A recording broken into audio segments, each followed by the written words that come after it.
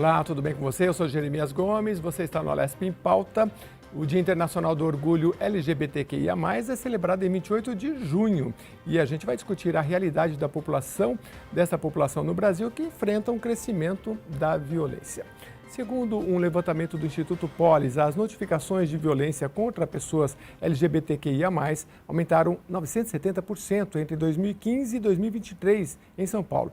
Entre as vítimas, a maioria são jovens negros. Para falar sobre direitos e os desafios enfrentados, recebemos a doutora Bruna Andrade. Ela é advogada especializada em direitos LGBTQIA+, e está aqui com a gente. Obrigado pela presença, doutora. Também com a gente, Natália Aguilar, é psicóloga especializada em luto. Obrigado, Natália, pela sua presença também.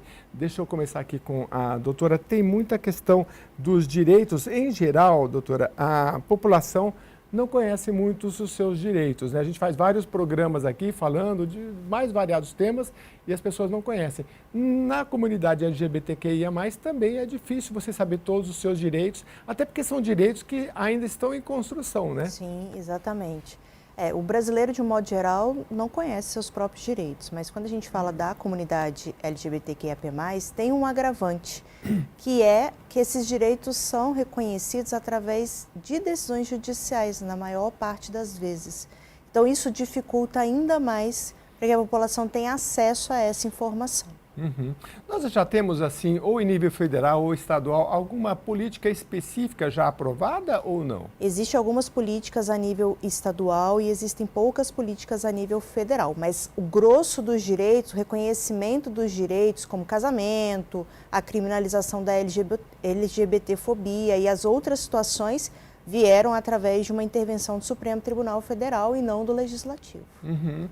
É porque são temas, a que a senhora acredita isso? São temas polêmicos, são temas difíceis de tratar, né? Agora mesmo a gente está envolvido num tema, a gente está gravando isso em junho de 2024, no tema aí do aborto. Então é um tema que está movimentando o Brasil também, né?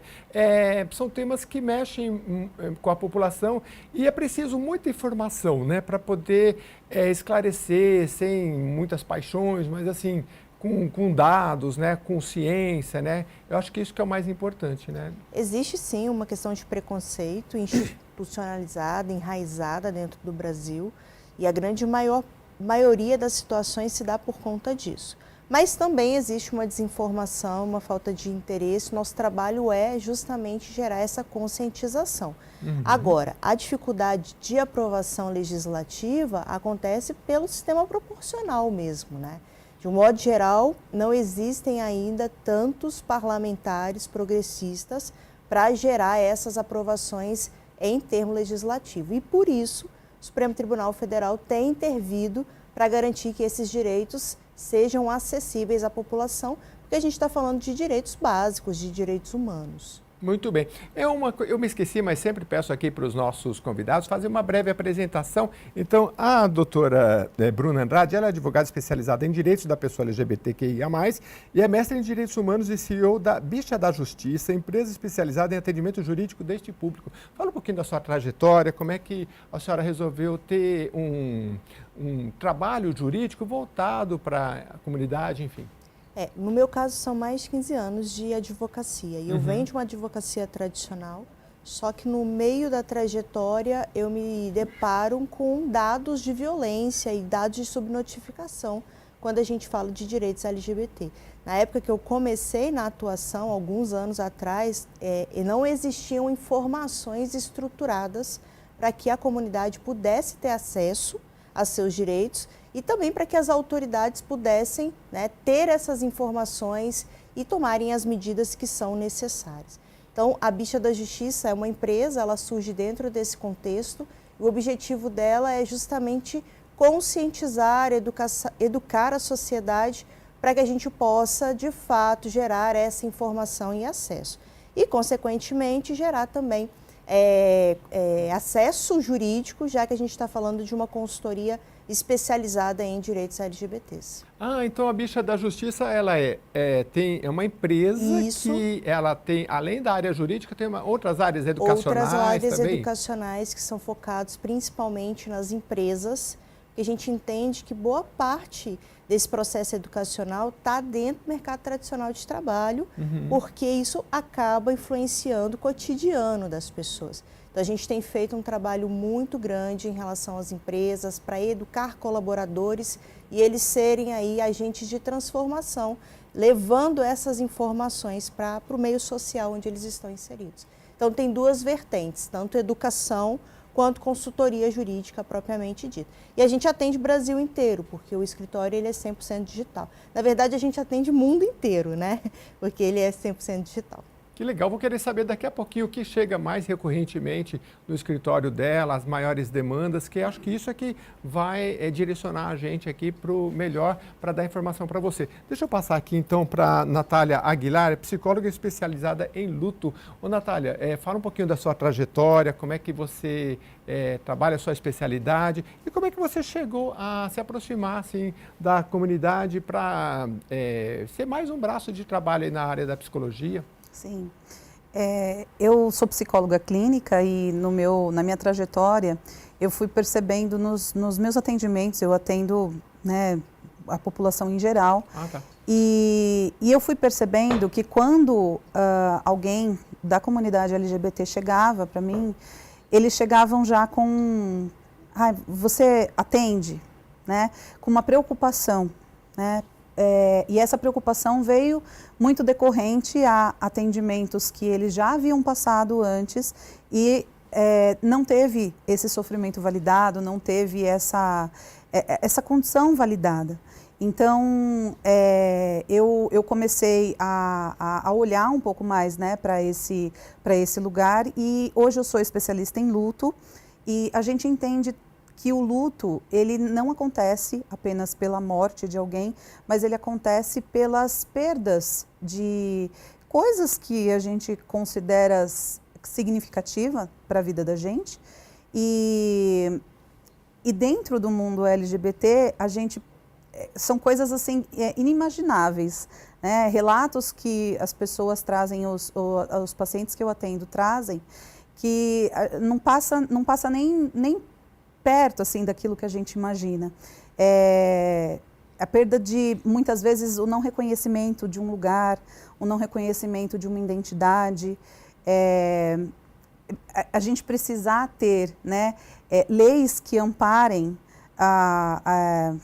as pessoas do mundo LGBT de uma maneira que não necessariamente precisaria ter, né, porque deveria ser visto como algo que não deveria ter diferença. Né? Mas, infelizmente, né, no Brasil a gente tem essa condição e precisa, né, de empresas como a da Bruna para fortalecer, né, essas demandas que vão aparecendo. Sim, porque você trabalha com a pessoa que já chegou com o problema, né? A outra área é a educação, de educar o entorno e todos nós para essa realidade, né? Sim, eu trabalho também, né, no sentido da psicoeducação e de levar também a informação, por conta disso, né, que estava sendo tratado. Muitas vezes as pessoas elas não têm a informação correta e elas acabam tendo conceitos pré-estabelecidos a respeito daquela pessoa, por conta de não se apropriarem de conhecimentos do que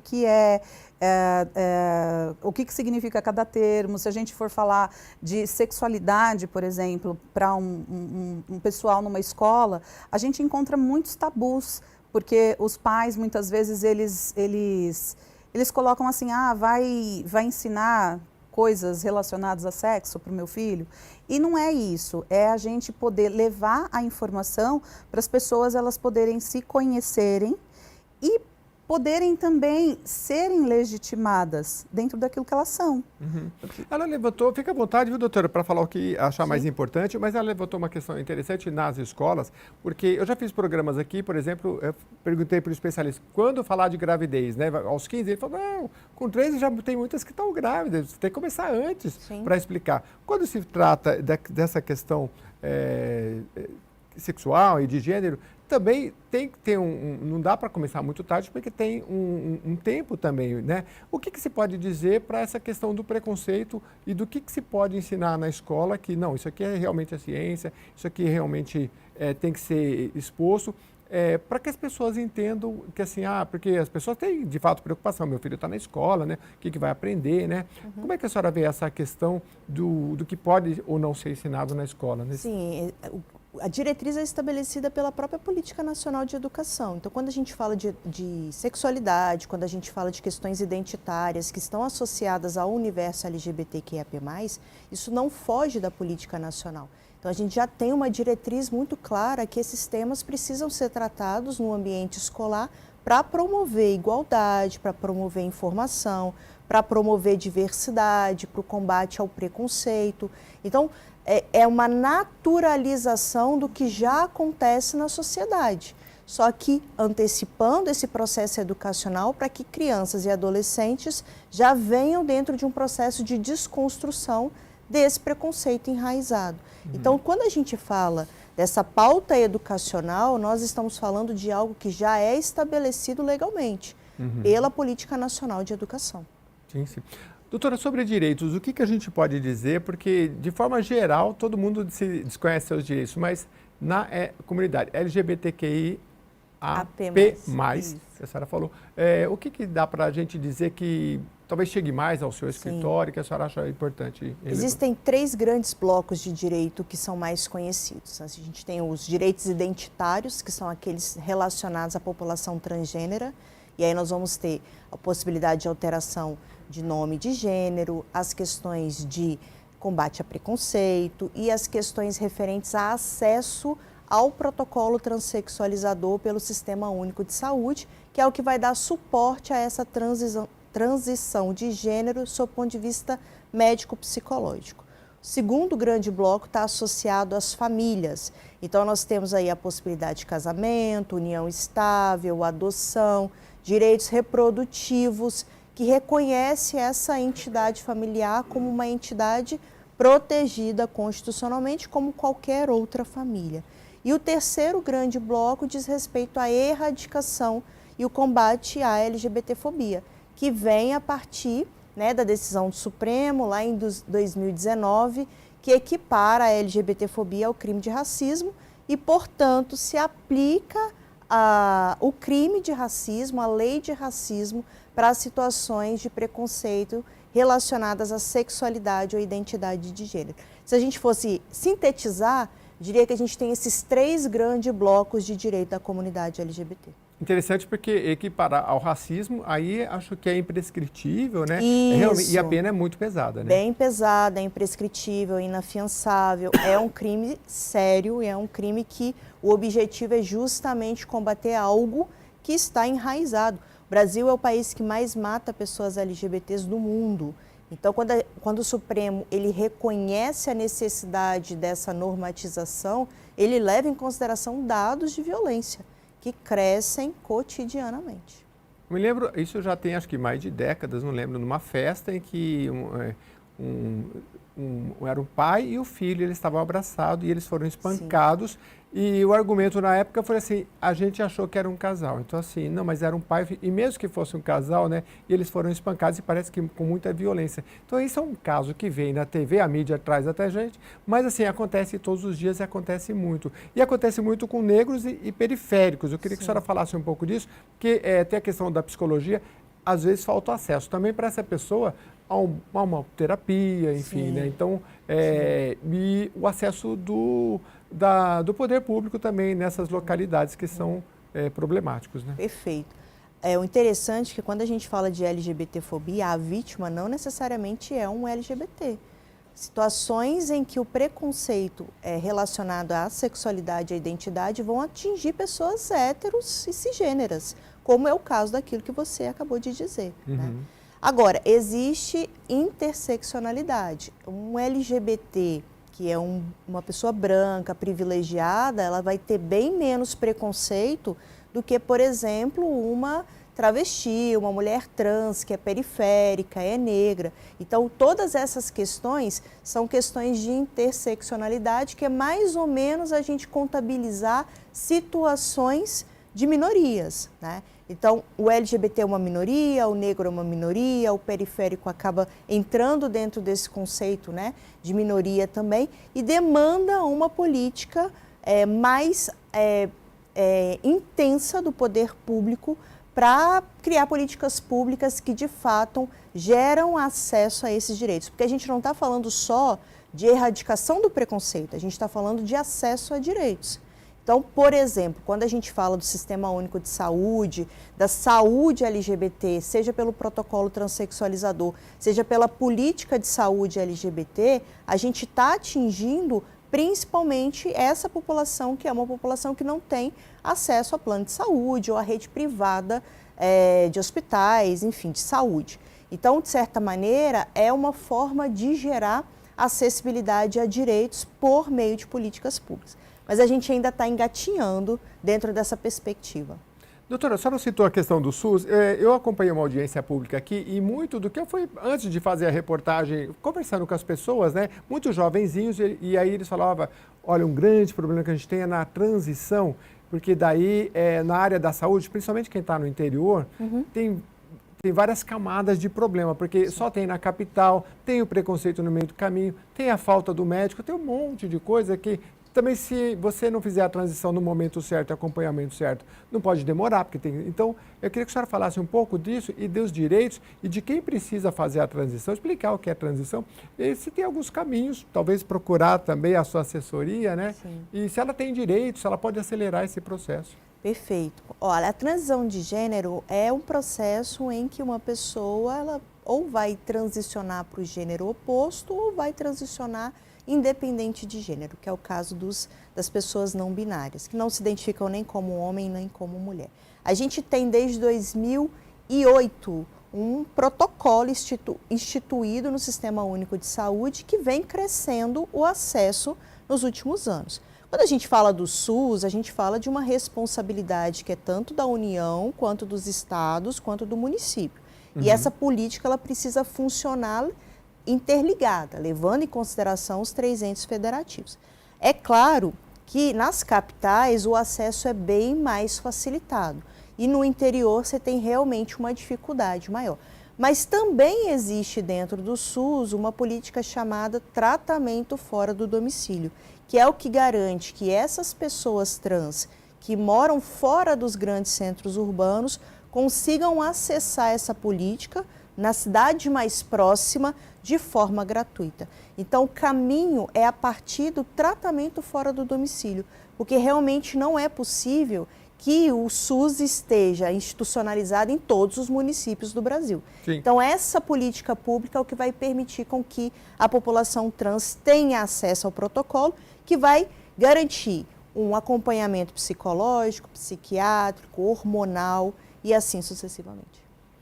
Antes de passar para a nossa psicóloga, está acabando o tempo, mas só mais uma questãozinha rapidinho para a doutora. Tem havido muita judicialização nesse quesito da área da saúde? Sim, existe muita judicialização, principalmente porque as filas para aguardar cirurgias são ainda muito grandes, o tempo de espera é muito grande. Então, existe, de certa maneira, uma ineficácia, uma ineficácia mesmo de acesso a essa política e aí só a partir de uma judicialização para ter uma intervenção do judiciário. E aí você tem que procurar lá o escritório da doutora aqui. Tem alguma rede social, alguma coisa que... Sim, @bicha-da-justica, sem o C cedilha. Da Justica. A gente põe aí no segundo bloco, se não der tempo nesse, para você procurar essa assessoria, que é online e aí pode ser no Brasil todo, dá para você procurar. Deixa eu passar aqui para a nossa psicóloga, porque tem muita questão aqui.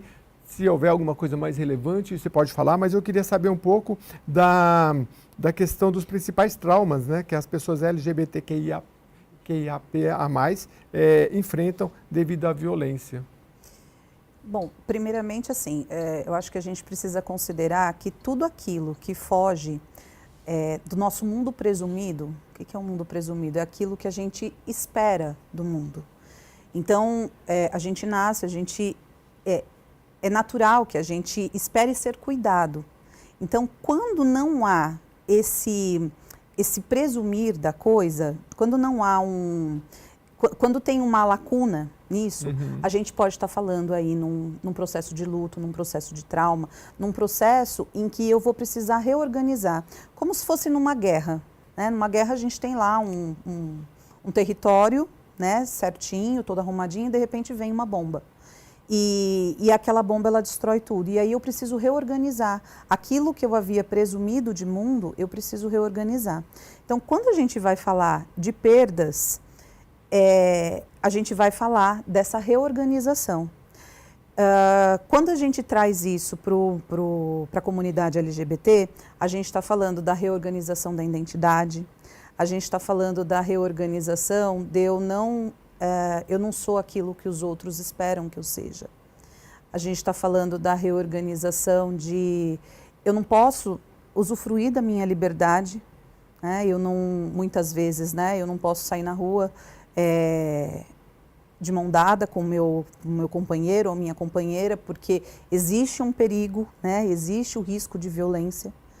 Então, todas essas perdas, né, elas vêm com elas alguns traumas, né, de que eu não posso exercer o meu lugar de cidadão no mundo, né?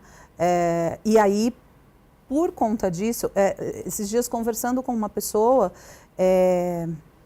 ela veio perguntar para mim, né, se não era modismo, né, isso que vem acontecendo agora, que muitos adolescentes se identificam, né, como gays, como lésbicas, e aí a reflexão que eu pude trazer ali no momento é que independente do que acontece nesse momento, primeiro que a gente tem que lidar com a realidade tal qual ela se apresenta, né? E segundo que a gente tem que olhar para essas repercussões, né? Porque ninguém, as pessoas elas não sofrem violência por andar de mão dada na rua, né? Por que na comunidade LGBT sofrem essa violência? Então, as camadas de perdas, elas vão se sobrepondo uma à outra e esses direitos, eles vão ficando muito abafados. Esses direitos que deveriam ser coisas naturais, como qualquer um de nós, como cidadãos, deveria ser natural nós termos, né? Para eles é mais difícil. Para eles é mais difícil esse acesso. E aí, por isso, né, que muitas vezes vai precisar, né, de orientação jurídica, vai precisar da informação, muitas vezes do acompanhamento psicológico em detrimento aos traumas que são causados, né, por essa não validação social, né? Entendi. Realmente é bem complexo e eu sempre penso no binômio, né, da questão da educação, mas também da punição, né? Porque não tem como, né? Mas enquanto a gente puder caminhar na questão da educação, ótimo, porque a gente pode ter um outro paradigma, outros modelos, outros olhares para a atual sociedade. Depois do intervalo, a gente vai conversar com o Júlio Pierezan. Ele é médico tricologista e, olha, ele tem um projeto que chama Transplante, aí trans separado transplante, que é justamente, ele foi criado em São Paulo em 2020, para transplante capilar gratuito. Ele vai explicar para a gente, espero que a gente tenha o contato aí, porque ele vai entrar pelo Zoom, bem interessante, mas olha, a sigla trans traz 5 pilares aqui, já vou adiantar. T de transformar, R de recomeçar, A de amar, N de nascer e S de superar. Ele vai explicar depois do primeiro bloco por que ele resolveu fazer esse transplante para mulheres trans gratuitamente para as pessoas que não têm condição na clínica dele. Acho que vai ser uma conversa bem boa. Claro que não dá para esgotar tantas vertentes aqui da psicologia, jurídica e tudo mais, mas eu acho que está sendo bem legal essa conversa aqui. Eu espero você depois do intervalo.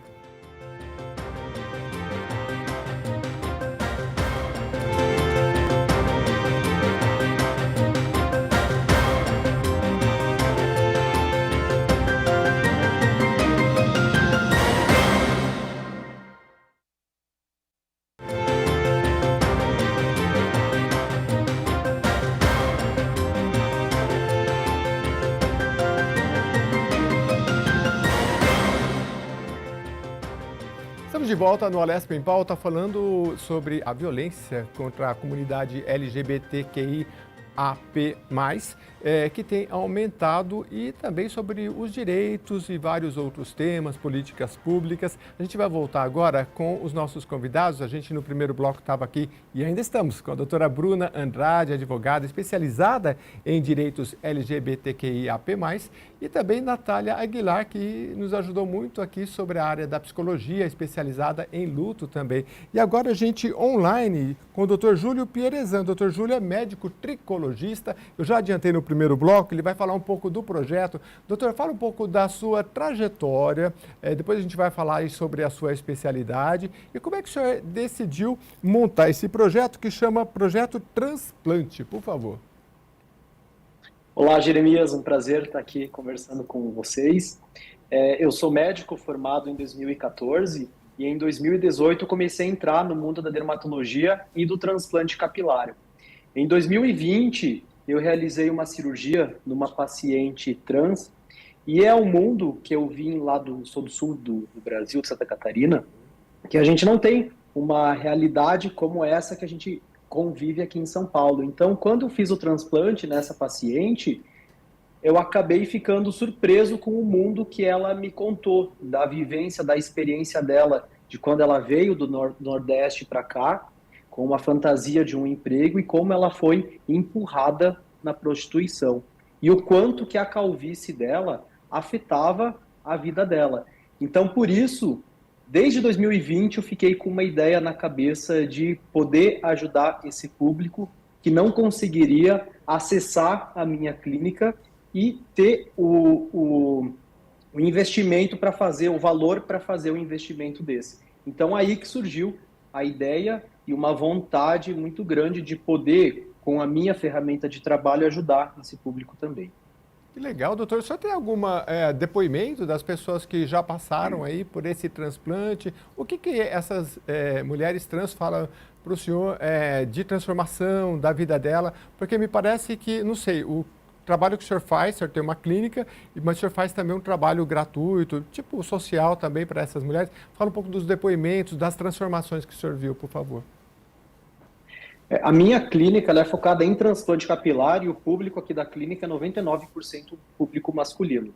A gente tem recebido cada vez mais paciente trans, primeiro pelo projeto trans, e esse projeto, para que fique claro, a gente seleciona uma mulher trans por mês para realizar essa cirurgia sem custo nenhum.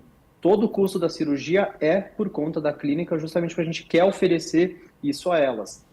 E a gente... É óbvio que uma cirurgia de transplante capilar, ela é uma cirurgia em si, existem indicações, existem contraindicações, e em algumas pacientes dessas que vêm nos procurando para cirurgia, nem sempre a gente consegue converter em cirurgia em si, mas muitas das vezes a gente acaba adaptando ela em tratamento clínico e tendo uma resposta muito satisfatória.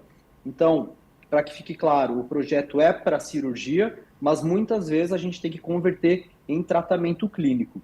O que a gente observa nesse público, a gente sabe, eu como homem, com calvície também, já fiz a cirurgia de transplante capilar, o quanto que isso ressignificou a minha vida. Então a gente consegue transportar isso para um público feminino. O quanto a calvície masculina, num público feminino, afeta ela ainda mais do que nós homens. O relato que a gente tem delas é de uma mudança, óbvio que externa, mas muito mais interna, trazendo mais segurança, mais autoestima e principalmente um amor próprio dela se ver cada vez mais como mulher, inclusive quando a gente fala em cabelo. Que legal, né? Agora tem que passar para a Natália Aguilar, que é psicóloga especializada em luto, para falar um pouco, né? Deve ser uma transformação realmente muito bonita e importante, né? E a gente tinha que ter mais profissionais, porque acho que o doutor, assim, quando ele viu o resultado, ele falou, não, largo tudo e vou ver, porque o resultado é uma coisa fantástica na transformação dessa pessoa, né? Sim, e eu fico pensando aqui, né, que é toda essa não validação, né, que eu estava falando anteriormente, né, quando é feito um trabalho como esse, essa pessoa ela consegue encontrar um lugar para ela no mundo, né? Então, é claro que isso vai melhorar a autoestima dela, que vai empoderar ela, que vai dar mais força para ela lidar com todas essas adversidades que, infelizmente, ela tem que enfrentar aqui, né, no nosso país. Agora, no campo da psicologia, doutora, eu fiz uma entrevista aqui com o pessoal da Casa Florescer aqui de São Paulo, muito legais, vale a pena visitar aqui em São Paulo, e tinha uma mulher trans e ela falou, olha, para mim, ela contou a história que ela veio acho que é do Paraná, foi expulsa de casa, aí foi para a prostituição, não encontrou emprego, não tinha como fazer tratamento dentário, era negra. Então, assim, várias camadas Aqui na Lesp, o pessoal da Movimento Preto, por exemplo, fala muito do 3Ps, né? Preto, pobre e periférico, né? Isso. Então, ela era justamente isso. E aí ela falou, olha, para mim mudou muito o dia que eu realmente me impus. E realmente eu falei, não, agora é assim, acabou, eu tenho... E ela falou, essa foi uma transformação radical do depoimento que ela deu. Mas para isso, às vezes, precisa passar numa terapia para, a senhora usou a palavra empoderar, né? Como é que a gente pode encontrar outros profissionais como o doutor, na área da psicologia também, que possam trabalhar, às vezes, com essas pessoas da periferia, porque às vezes tem faculdade perto, mas às vezes não tem, né? Que possa dar um atendimento gratuito, né? Uhum. A gente sempre fala assim, né, que buscar para esse público, né, buscar lugares em que façam atendimentos voltados para... Eu mesmo, na minha clínica, eu tenho algumas vagas para atendimentos sociais. Existem algumas instituições que trabalham com isso, né? E dentro das próprias, você falou das faculdades, nem sempre é perto, mas dentro das próprias universidades existe o atendimento também, né? Todo profissional da saúde, quando ele se forma, ele precisa, né, passar pelos estágios, pelos atendimentos, e existe esses atendimentos. Tem algumas instituições que trazem, né, movimentos assim, né, de psicoeducação. Mas eu acho que a maior arma que existe, né, quando você fala, né, dessa pessoa que se impôs, né, que se empoderou da condição e de que ela decidiu dar um basta, não vão me desrespeitar agora, eu acho que tem a ver muito com o conhecimento, né? É claro que a terapia, ela traz esse conhecimento, sim, né, mas não é só a terapia. A terapia, eu acho que ela vai trazer um fortalecimento emocional para ela poder lidar com isso. Mas o conhecimento, eu acredito que seja tudo, né? Uhum. Muitas vezes, na terapia, a gente vai trazer também esse conhecimento, né? A gente vai também trabalhar essa psicoeducação, né? Mas eu acho que para esse processo de se empoderar, né, de qual é o meu lugar na sociedade, o conhecimento ele é fundamental.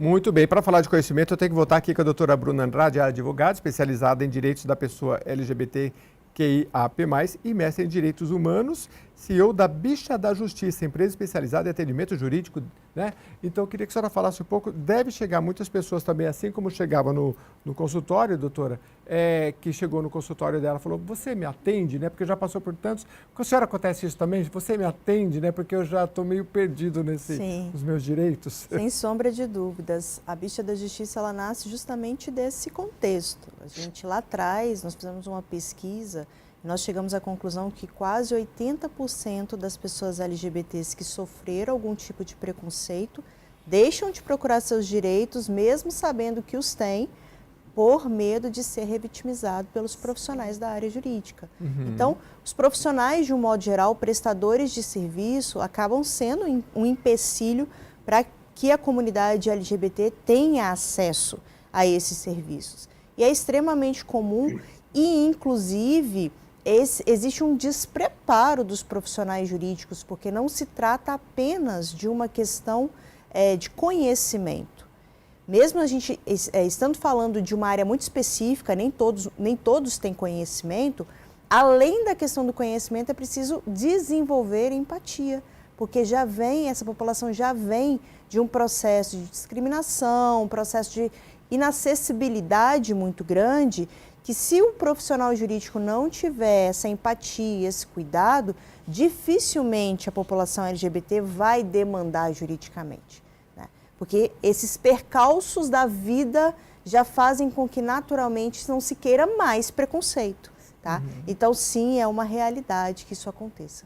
Doutor, quando se fala em preconceito, né, se a gente remontar lá na Bíblia, 2024 anos, né, tem lá o pessoal jogando pedra na prostituta, a gente avança muito lentamente na tecnologia, estamos aí com inteligência artificial, uma maravilha, mas no preconceito a gente vai bem devagarinho, né, passa um milênio e pouco. Na academia, assim como a gente falou na área da psicologia, do direito, na área da medicina, o senhor como é que o senhor percebeu na faculdade o trato dessa comunidade entre os médicos? Existe preconceito, não existe? Deveria existir uma cadeira, uma disciplina especializada? Como é que o senhor vê isso no meio? Claro que o senhor não está representando uma sociedade, enfim, específica, mas do seu trato, do seu trabalho, por favor. Eu venho de uma escola de medicina lá do Rio Grande do Sul, que por si só ela já é uma escola mais machista do que a gente observa aqui em São Paulo. É óbvio que é fundamental a gente ter essa questão do preconceito cada vez mais sendo trabalhada, não só dentro das escolas de medicina, mas escolas de qualquer profissão e dentro de empresas também. E é o que, inclusive, a gente traz aqui para dentro da clínica com esse projeto, trazendo mais esse público para dentro da clínica e inserindo esse público cada vez mais dentro da sociedade e permitindo com que as mulheres sejam elas cada vez mais, sem ter, como eu estou falando, essa questão da calvície masculina num público feminino. Então, acredito que sim, que quanto mais a gente trabalha para empoderar essas mulheres e fazer com que elas se sintam mulheres cada vez mais por dentro e por fora, a gente está contribuindo para diminuir essa questão discriminatória também. Muito bem. Doutor, esse tratamento ele é demorado, porque assim, e não é fácil, às vezes acho que até um pouco doloroso, não sei, ele fala um pouquinho mais, porque para as pessoas que têm essa questão, se ele acontece a partir de uma certa idade, ou se alguma doença pode ocasionar calvície também, porque na mulher trans também, às vezes, não sei se a medicação que eventualmente ela usa pode ter algum reflexo, enfim.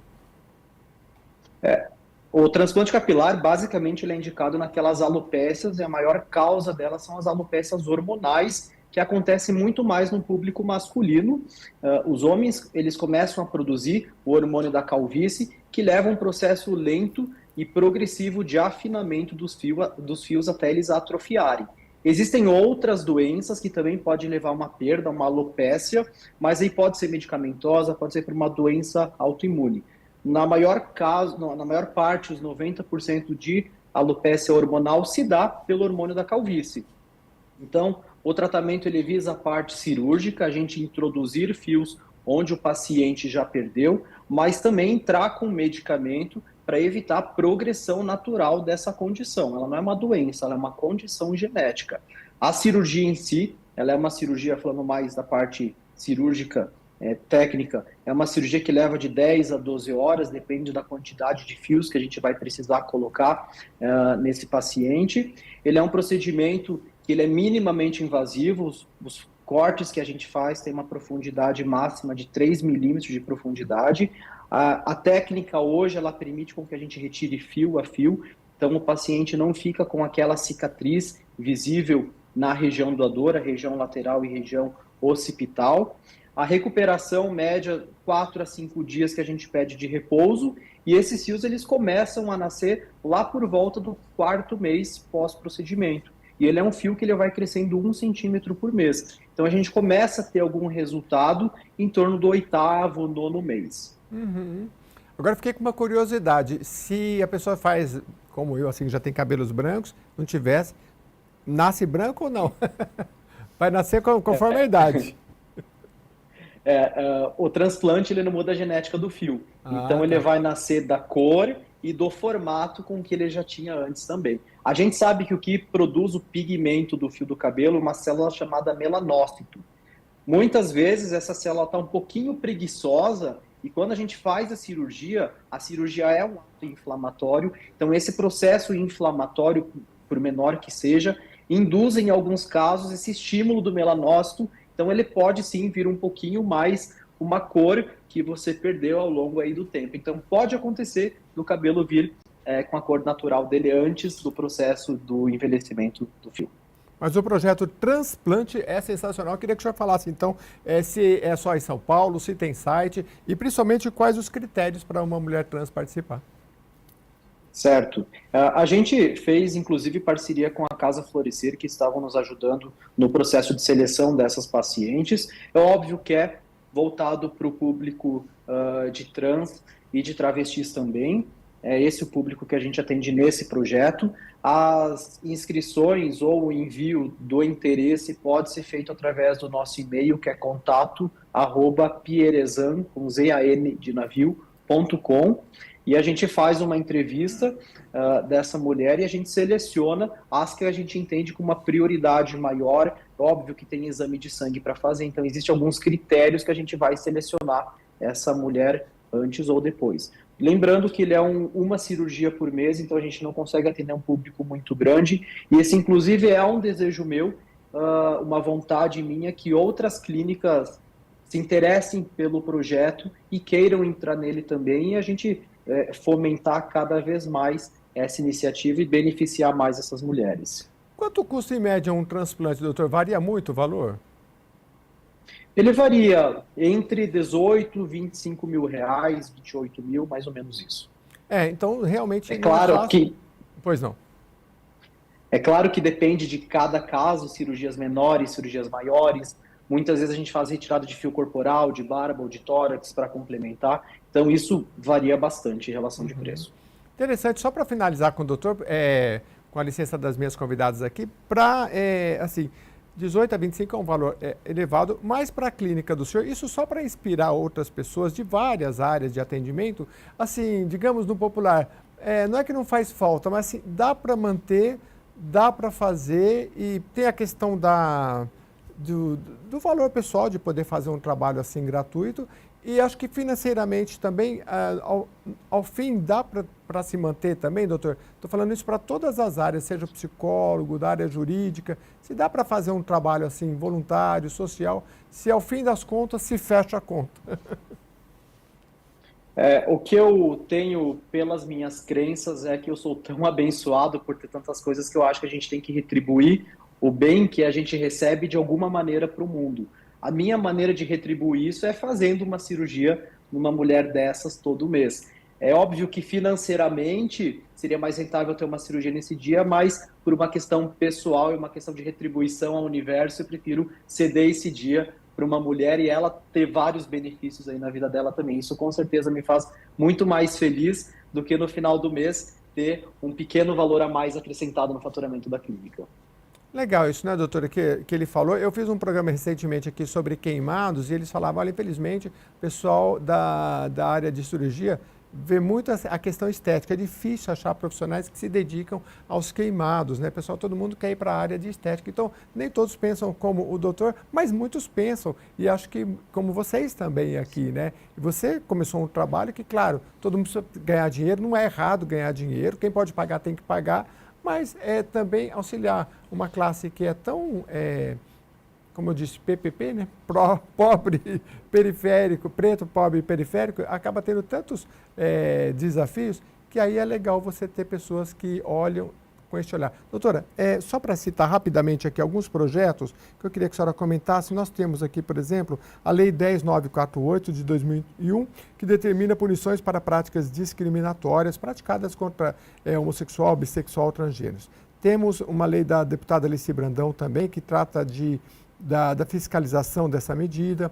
Um projeto de lei da deputada Érica Malunguinho torna obrigatória a oferta de cursos de direitos humanos e práticas antidiscriminatórias dos servidores públicos estaduais. Tem muito projeto, não dá para ler tudo, mas eu queria que a senhora falasse um pouco dessas iniciativas parlamentares. E aqui nós temos alguns parlamentares que tratam muito desse assunto. Como é que a senhora vê, onde é que a gente pode evoluir nas políticas públicas, principalmente as principais demandas?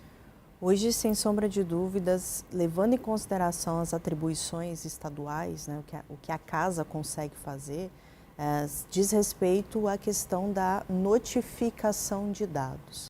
Quando os projetos de lei eles vêm para poder institucionalizar e viabilizar que as organizações como é a Polícia Civil consigam captar dados necessários para viabilizar políticas públicas de acesso. Então, no âmbito estadual, que é o que a gente está falando aqui, os projetos de lei que geram essa obrigação de captação de dados são extremamente relevantes para que a gente tenha esse subsídio de cobrar políticas públicas do Executivo de uma forma mais efetiva. A senhora fala em relação ao boletim de ocorrência Boletim também? de ocorrência e todas as outras instituições, como é, por exemplo, um atendimento dentro de um hospital estadual ou escolas estaduais que vão viabilizar com que, de fato, o Executivo tenha dados para investir em políticas públicas e priorize essas políticas públicas direcionadas à população LGBT.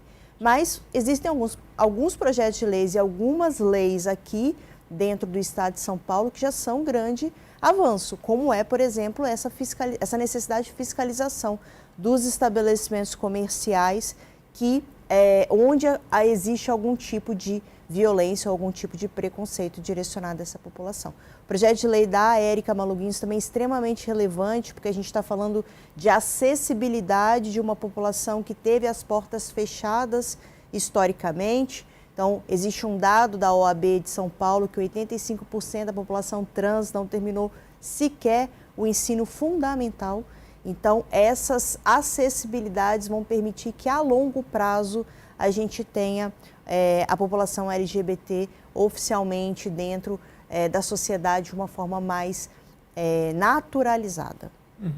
Muito bem, a gente praticamente chegou ao fim, vou passar rapidamente para a Natália Aguilar, mas lembrando aqui que a doutora Bruna falou no primeiro bloco que ainda há uma representatividade política pequena da comunidade. Então, se nós estamos num ano eleitoral, acho que fica também a reflexão de você saber se você tem interesse, não precisa ser da comunidade LGBTQIAP+, mas você pode, se você é um simpatizante, gosta que tenha parlamentares, vereadores, enfim, neste âmbito, é interessante que você faça essa reflexão também. Deixa eu passar aqui para a nossa psicóloga, deixei ela falar pouco, né? Mas a psicóloga já está acostumada a ouvir também, né?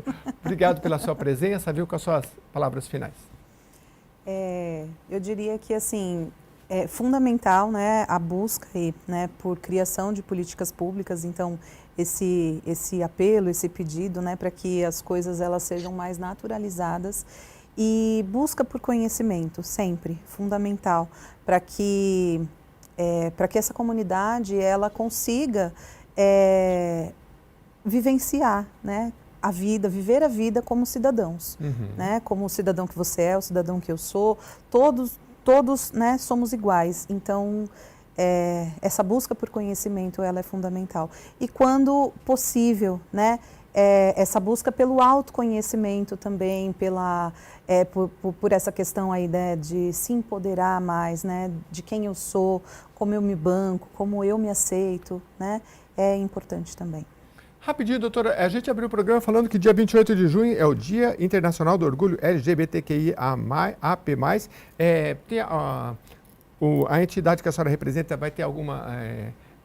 um trabalho contínuo, não sei se vai participar de algum evento, enfim. É um trabalho contínuo que a gente faz, mas no mês do orgulho esse trabalho é intensificado, tá? Então, no dia 28, a gente tem um projeto de impacto social que chama Orgulho do Meu RG, que faz alteração de documentos de pessoas trans de uma forma gratuita. E no dia 28 ele é destinado para que a gente possa divulgar quem são os escolhidos dessa edição agora de junho.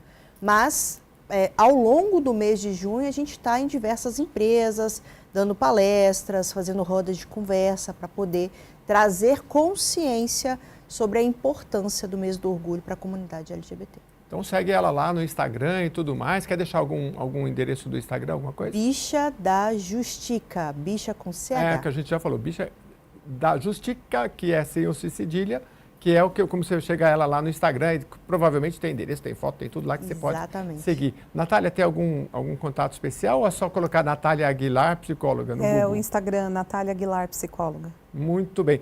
Doutor, muito obrigado pela sua presença. Desculpa que hoje o tempo foi curto, mas Júlio Pierezan é médico tricologista, é especialista, tem uma clínica sobre...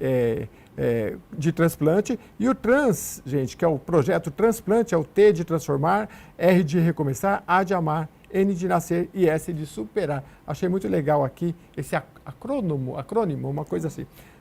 Por favor, com as suas palavras finais, doutor, só para lembrar então o e-mail de novo, que é muito importante para quem quiser enviar. O e-mail para contato das mulheres que tiverem interesse em participar do nosso projeto é contato@pierezan.com. É só ela enviar o contato dela, o nome, que a clínica entrará em contato para pedir mais informações. De antemão, agradeço ao Jeremias pela oportunidade de divulgar ainda mais esse projeto. E para a gente, quanto mais inscritas, maior a quantidade que a gente vai conseguir fazer cirurgia, mais vida transformada também. Muito legal. E olha, você que nos acompanhou até aqui, a Assembleia Legislativa do Estado de São Paulo tem frentes parlamentares que tratam do tema, tem comissões que tratam do tema, tem parlamentares que tratam deste tema LGBTQIAP+.